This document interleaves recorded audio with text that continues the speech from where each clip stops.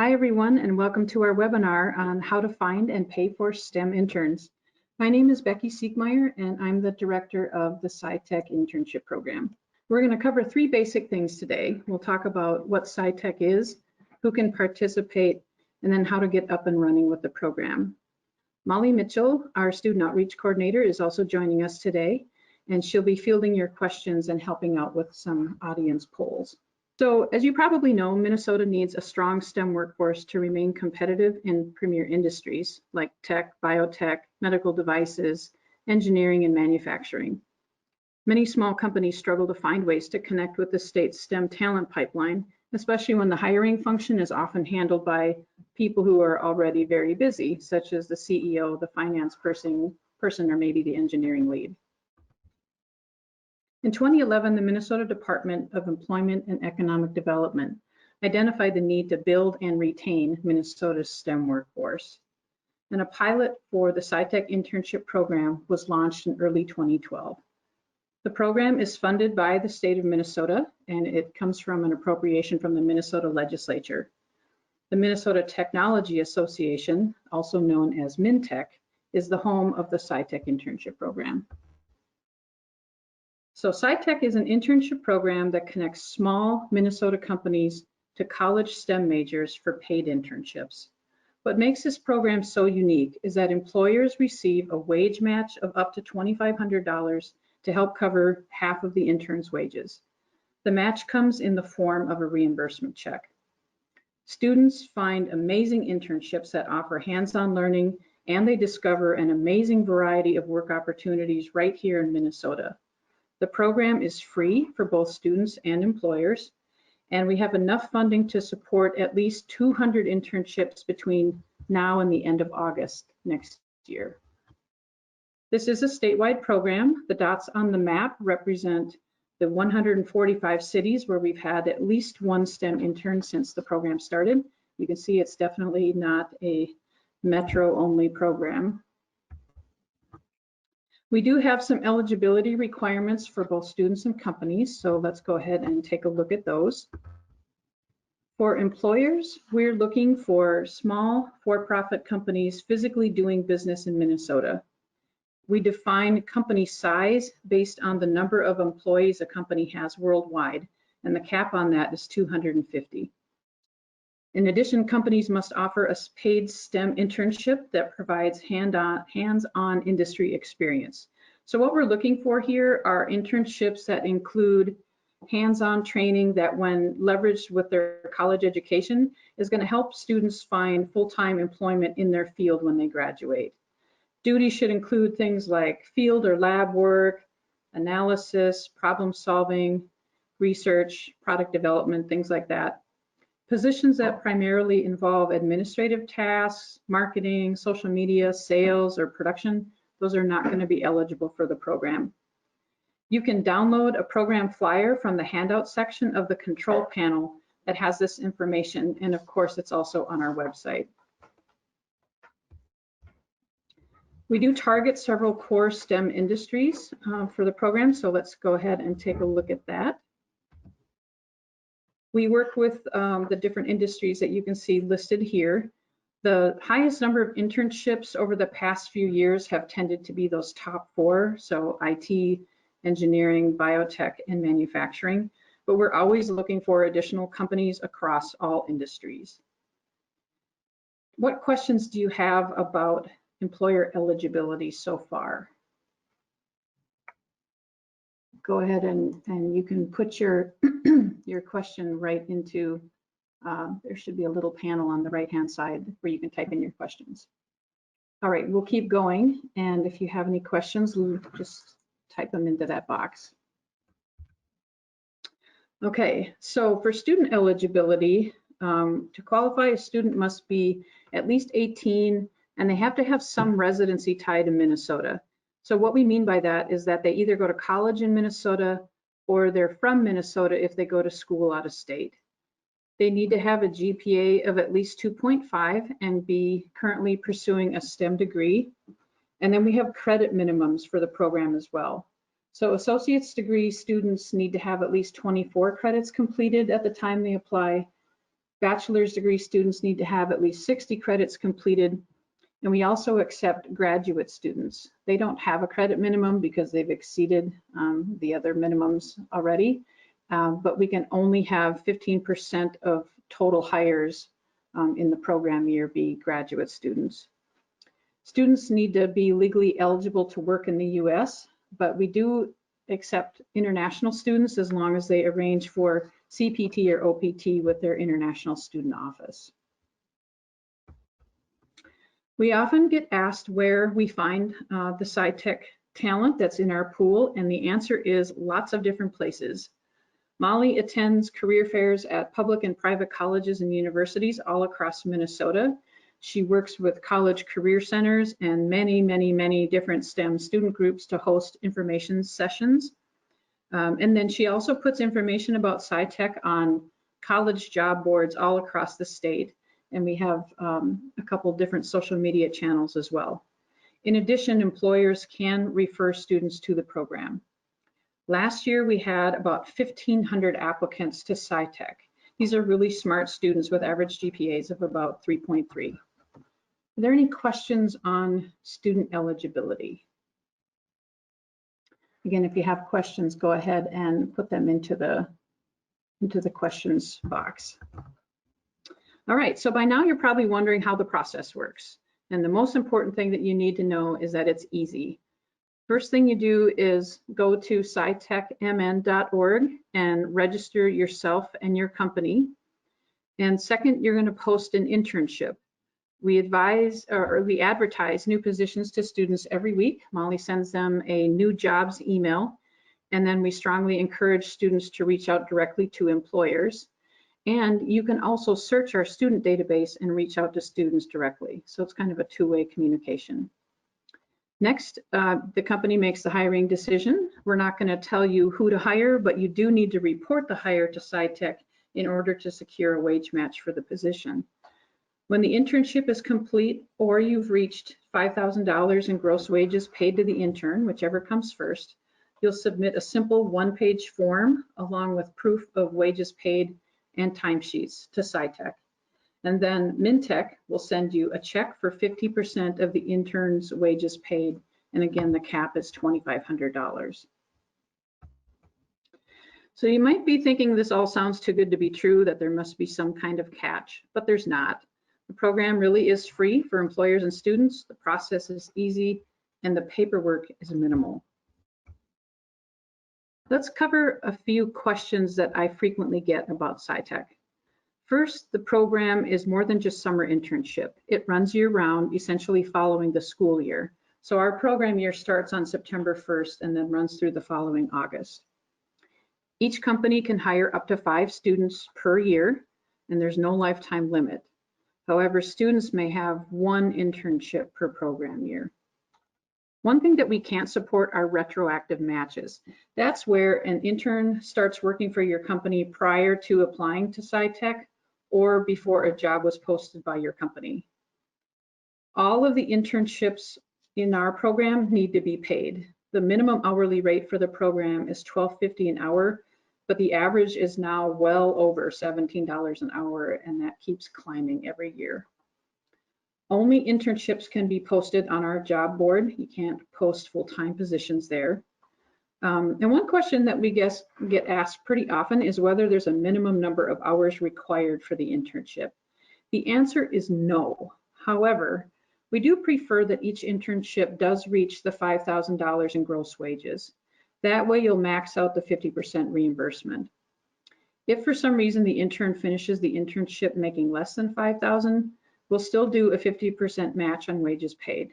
So for example, if the intern were to reach $4,000 in gross wages, the reimbursement would be $2,000. Students can work part-time or full-time or a combination of the two during the school year and over breaks. It's really up to you and the student to see what works best for the both of you. So please note that you can download a comprehensive frequently asked questions document from the handouts menu on the control panel as well. Are there any questions about what we've covered so far? All right, let's talk a little bit more about Yes, the wage Becky, match. we have one question. Okay. What is the rationale for no retroactive matches? The rationale for no retroactive matches is that we want you ideally to use our candidate pool to find an intern, and to see the program as a resource. So if there's no tie to the hire, then well, I think you probably get my point. But yeah, no retroactive matches. So if you do hire interns frequently, the best thing to do is to get your company registered for the program and get your internships posted as soon as you start thinking about hiring an intern. Hopefully that answers the question. One more question, Becky. Yep. Is an ad agency qualified to hire? I would prefer to take that question offline. I guess we do allow some agencies, like marketing agencies, if they create websites, if they build websites and they've got someone that's doing IT work, where they're doing back-end coding and that sort of thing, we can take a look at that. So you can, my contact information will be at the end of the webinar. So I guess the answer really is I would need to see the job description in order to see if I would allow the company to participate, since they're not technically part of the industry list. Two more questions, Becky. Is this program funded annually, and who funds this program? So the program is funded by the state of Minnesota, and every 2 years we go back to the legislature to seek renewed funding. So we are funded through 2021, but in the next legislative session that begins in January, we'll be going back again.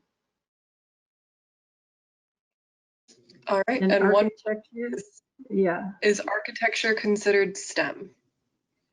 It is not by, we use the Department of Homeland Security's list of approved STEM majors that allow international students to stay in the US. And so that's how we define or what we include in STEM. And so architecture is not, like an architecture student, someone who's doing design work would not be considered STEM in sort of this narrowly defined parameters, but CAD students, people who are doing CAD work do qualify. Is that it for questions? Looks like one more just came in. Will you send the slides when you are finished? The actual recording will be online, but if you want I won't automatically send out the slides unless you can contact me to get them if you'd like. Okay, follow-up question on the architecture question. So an architecture student doing a CAD and Revit qualifies? CAD does. I'm not sure what the other software is. So again, I would need to see a job description on anything that's outside of the 7 qualified industries. I would need to see a job description. Hopefully that helps. Okay, great. Thanks for all of the questions. Let's finish talking about the wage match. So the matches are awarded on a first come, first hire basis. So that means that when you report the hire of an intern, I will reserve a wage match for that position. The student doesn't need to start the internship or finish the internship in order to lock in the wage match. You simply need to report the hire. So we anticipate all of our funds for this current program year to be allocated by about mid-April or shortly thereafter. So again, this is a very good time for you to register your company and post a position if you already have one, even if you're not planning to have a student start until May or June. Was there another question? Should the architecture student put their info in the SciTech system? If they're an architecture major, they're going to be declined. They would have to be like usually like 2-year students are the ones that are doing CAD programs. So if they're we have to go by the student's major as well. So hopefully that answers that question. Okay, I'll keep going, Molly. Let me know if you see any others. And is Morris, if you'd like to contact me directly again about your specific position, my information will be at the end of the presentation. Okay, so we often get asked what a SciTech internship looks like. So we're going to take a look at a couple of examples. The first one is a student named Madeline. She's a native of Sartell who majored in materials science, and her first internship took place at Engel Metallurgical in Sauk Rapids back in 2018. She was a lab technician and she helped with specification testing and automotive castings. She told us that the internship was knowledge intensive from day one and that she was able to, quote unquote, get her hands dirty and was able to get familiar with many pieces of equipment that a metallurgist needs to know how to use. She reached out to us recently and let us know that this first internship paved the way for her to really excel in her career journey, and it was instrumental in helping her land an internship at Boeing. So this September, while finishing her master's degree, she is the engineering lead on a design team that is creating a surface lander for NASA that one day might explore one of the ice moons on Saturn. So how cool is that? You can learn more about Madeline and Engel Metallurgical on our blog. And while you're there, you can subscribe to our blog and you'll get notifications every week. We post new stories about interns every Monday. Our second example Do you is have with a time company. for a quick question, Becky? Sure. Yep. Would plastic injection molding engineers qualify for SciTech? Yes, absolutely. Our second example is a company called Lift and Store, which is located in Ramsey. They manufacture and install a wide range of automated overhead and wall-mounted storage solutions. Mohammed Noor is a mechanical engineering student at the U, and he joined the team at Lift and Store last fall as an engineering intern and then quickly became an integral part of their team. He worked on projects such as cloud-based integration, AutoCAD designing. He did some electrical engineering projects and then some testing. The great thing is he was able to move very quickly from the role of intern to actually being the company's engineering manager. And you can see a blog post about Mohammed on our website as well. The other thing I'll say too, where if people are kind of curious about the jobs that the program accepts, on the homepage of scitechmn.org, if you scroll down about halfway down the page, you'll see what we call a scrolling job board, and you'll be able to see sort of the job titles that are listed there. You can't see the full job description, but you'll get an idea of some of the jobs that are posted. You can also get a really good idea of the kinds of jobs that are in the program by scrolling through the blog and seeing what students are working on. Okay. So the best way to register, of course, is to go to our website, scitechmn.org. And on the home page, you'll see a blue box and a little button that says Employers Enroll Here. So it's basically kind of a three-step registration process. The first thing you're going to do is register yourself. You'll create a username and password and enter your contact information. After you submit that, you'll need to set up your company. And here you're going to need your federal tax ID number and then basic information like address, your website, what your company does, that sort of thing. Be sure to do steps 1 and 2 in the same session. You can't do step 1 and then leave and try to come back later and set up the company. It's a security feature of the site. So make sure you do both of those things at the same time.